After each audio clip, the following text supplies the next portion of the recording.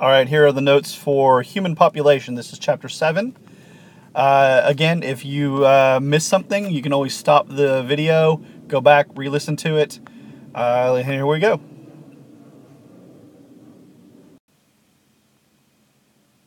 All right. Scientists disagree on Earth's carrying capacity. Over the years, our carrying capacity has changed due to technology that we have basically invented ourselves. Every 5 days, we add 1 million new people to the planet. So that's more mouths to feed, and so we need more food to feed them. Well, 400 years ago, better living conditions caused death rates to fall. And since death rates fall, our average living ages have been increasing all the time.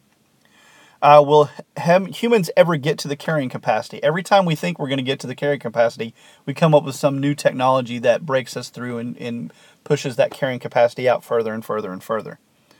Food is the main thing that food and water are two main things that we're going to have to deal with, or we're going to meet those carrying capacities.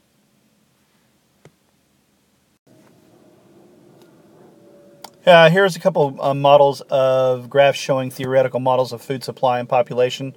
You can see on the bottom one is what I was talking about, where we had food supply. Oops, and I moved that a little bit. Food supply, and then all of a sudden we had some innovation that increased the food supply to where we had a surplus. The top one is showing us where we would have a deficit. All right, factors that drive human population. Growth. Demography. This is the study of human populations and the population trends. These are some of the things that they look at. One is changes in population size. Why do the changes in population size happen? Fertility. Are you in a very fertile species or very fertile society? Are you the life expectancy? In certain countries, our life expectancy is more than other countries. And then age structure. How old is your population? Is it very young or is it very old? All right, changing in population size. One of those is immigration. Immigration is the movement of people into a country. So moving from one country to another, this is what we call immigration, which is different from emigration. Emigration is the movement of people out of a country. So you would emigrate from one country and immigrate into another. Net migration rate is the difference between immigration and emigration in a given year per 1,000 people in the country. All right. Changes more in population. With crude birth rate, you'll hear me refer to this as CBR, is the number of births per 1,000 individuals per year. So crude birth rate, number of births per 1,000 individuals per year. Crude death rate, CDR, is the number of deaths per 1,000 individuals per year. So global population growth rate is going to be our CBR minus our CDR divided by 10. Okay? CBR minus CDR divided by 10. In the national growth rate, population growth rate there, you see CBR plus immigration minus CDR plus immigration divided by 10. So we have global and national. Global and national. In 2009, 20 births and 8 deaths was set up, and globally, 2009 increased 12 people per 1,000. This is a math part that is in the book. I want you to make sure you read over this part on the book and be able to do this, because there will be these types of math questions on the AP test. They do the global populations of growth rate and national populations of growth rate. This is in your book, and make sure you take a look at it.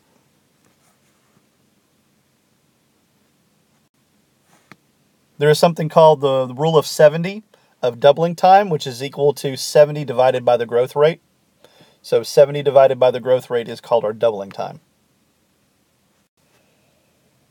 All right, fertility, total fertility rate. Total fertility rate. This is an estimate of the average number of children that each woman in a population will bear. Again, this is an estimate. We don't know for sure how many they'll have. And then we also have, basically in 2008, in the United States, women had 2.1 children. So that's 2.1 kids in their lifetime.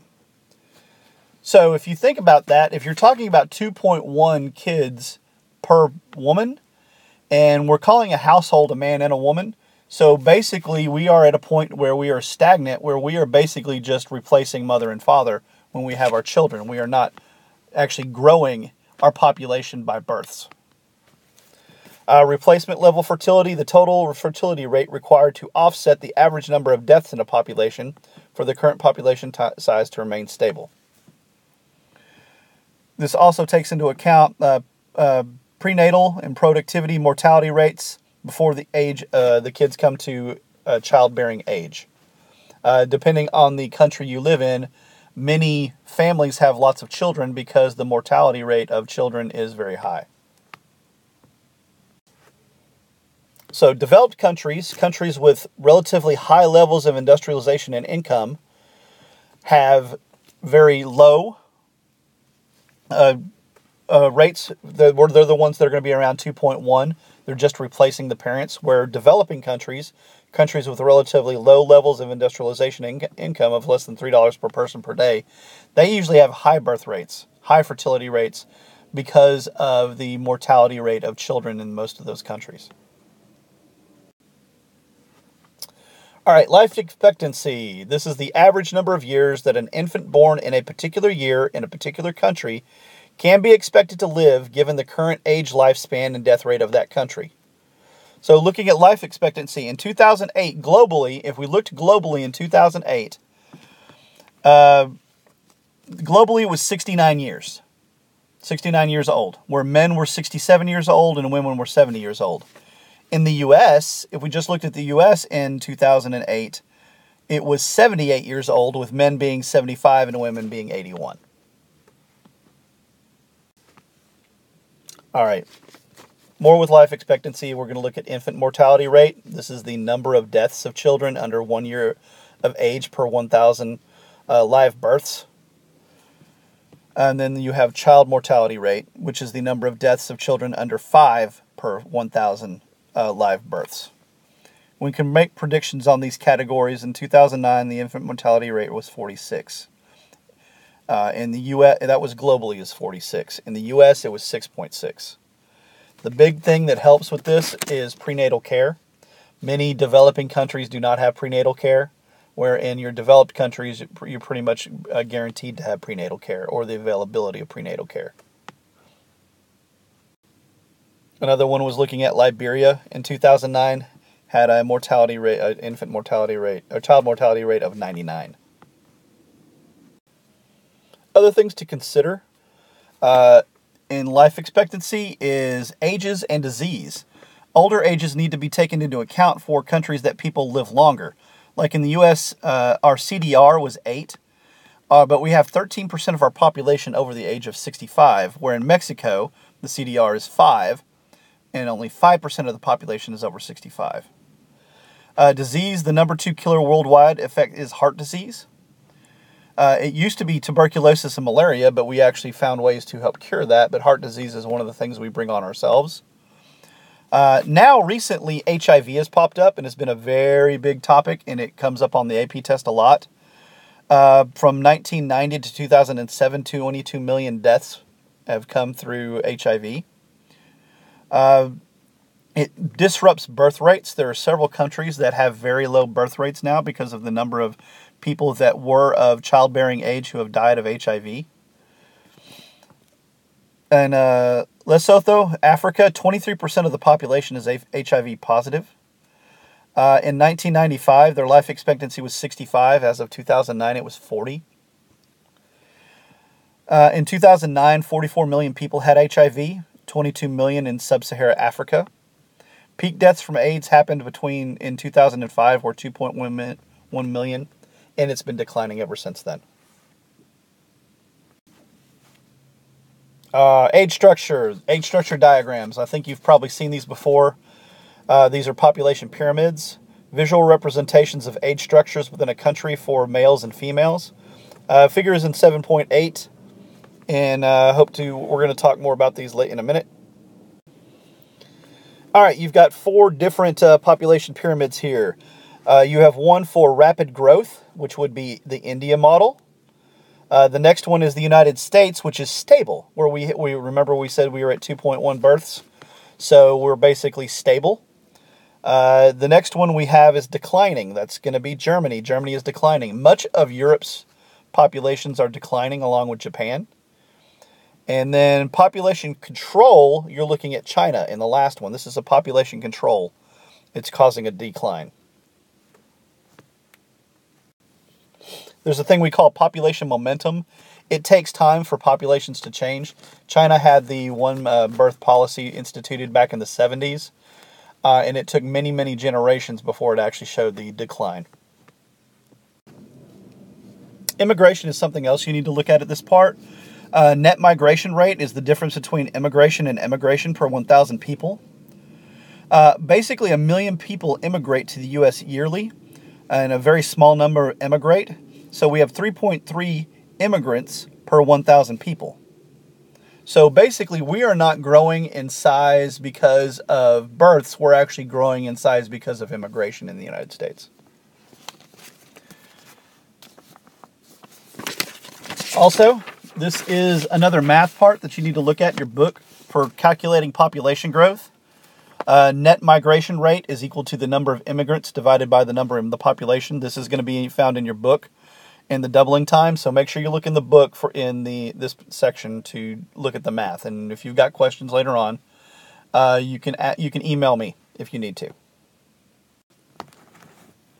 All right, the demographic transition. This is the theory of the demographic transition. Is the theory that as a country moves from a subsistence economy to industrialization and increases affluence, it undergoes a predictable shift in population growth. And it goes through certain phases, and we're about to go through each one of these phases. All right, phase 1 is slow population growth. Think about the bottom of the S curve that we looked at before you had exponential growth. The very bottom of that would be phase 1.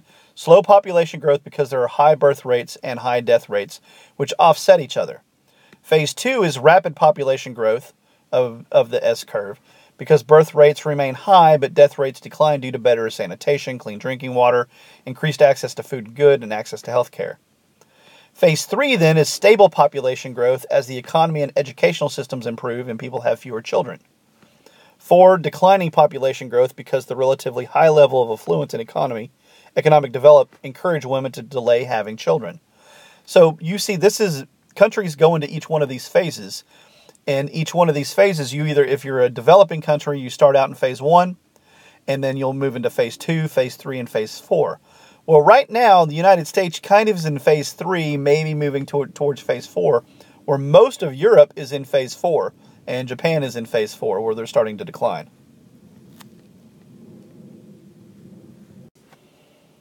All right, family planning. This is the regulation of the number or spacing of offspring through the use of birth control. Several countries, you can see different countries in here with those with no education and those with education. You can see the total fertility rate. Without education, you tend to have a very high fertility rate. When you do bring education into it, you tend to lower the fertility rate. In Ethiopia, with schooling, the women's TFR was 2. Without schooling, it was 6.1.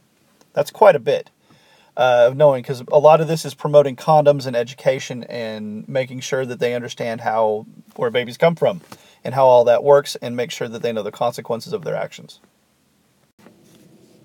All right, here are the 12 most populous countries in the world. Looking at this. Developing population growth is at 1.5%. So if you're in a developing country, your population growth is at 1.5%.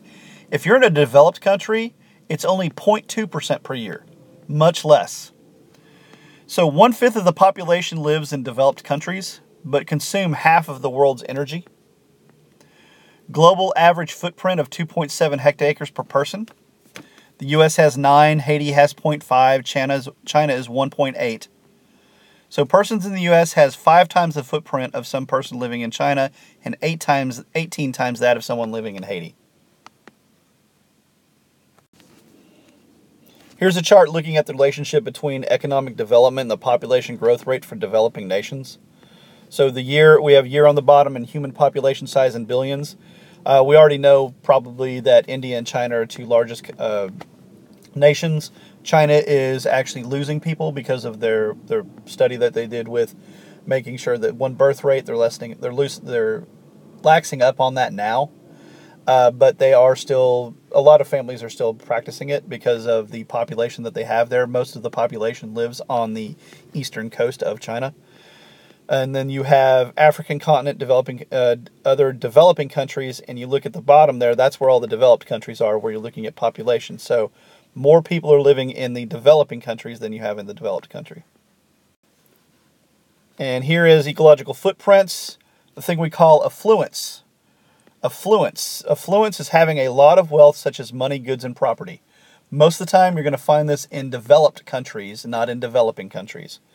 So if you look at this, and if you look at the high end of this chart, you're looking at developed countries, where if you look at the smaller end of the chart, you look at developing countries. They don't have much affluence. All right. The IPAD equation. This is the estimate, the impact of human lifestyles on Earth. We can use it in the IPAD equation. Its impact is equal to population times affluence times technology. The more population, the more affluence, and the more technology you have, the more of an impact you're going to have on the society, on the world, or on the ecosystem, I should say. Fossil fuels are the driving force of higher footprints, mostly. We moved from an agricultural society to industrial society. Local impacts, developing countries, they clear-cut trees like Haiti's doing right now. They're basically losing all their forests because they're clear-cutting. Wood and land are two of the most overused areas. Global impacts, conversion of land resources, uptakes of carbon, the increase of use of fossil fuels and burning fossil fuels, releasing carbon into the air. Consuming few local resources. We import many of our resources now because we've used up a lot of our local resources, using fertilizers, pesticides, and things like that. All of this is helping to increase the amount of impact that we have. All right, we're going to start talking about urban impacts and people living in urban areas as opposed to rural areas. Urban impacts. About half the human population consumes 3/4 of Earth's resources. Urban areas are where more than 386 per square kilometers, 1,000 per square mile. So basically, it's where you're having a group of people living close together, is how we're going to call this. New York, in their book, they're going to list off several areas that we're calling these urban impacts, but I'm pretty sure we know what urban means. We're estimating that 75% of people live in an urban area in developed countries. So if you live in a developed country, 3 out of 4 people are going to live in an urban area. By 2030, we're going to say that 5 billion people will live in urban areas. Developed countries have city planners to help public transportation, water, and sewage. Developing countries miss this and use it as they basically are taking water from the rivers, and they're basically, the river is also their toilet. So the sewage goes in there also, so they don't have these planners to help them whenever they're building their urban areas up. And here is a list of the 20 largest urban areas in the world. If you look at the high side, we have Japan. Tokyo, Japan has 35.7 million people. Then you have New York, Mexico City, Mumbai, and then move it all the way down to Paris. All right, and here we have the impact of affluence.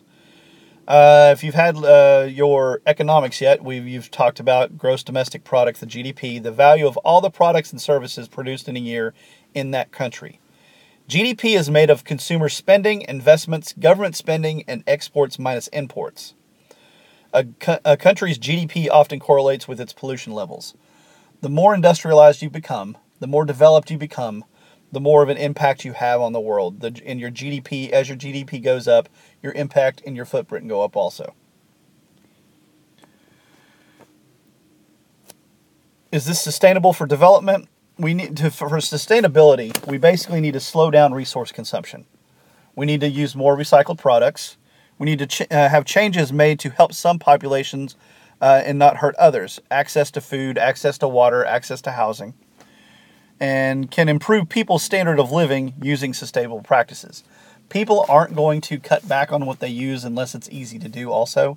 Unless the changes they make that are helping the environment are also easy to do and also not expensive to do is one of the other things. And affluence, basically, as you become more affluent, you're looking for the easier way to do things even if it costs more money. that's the end of the notes for this chapter. See you next chapter.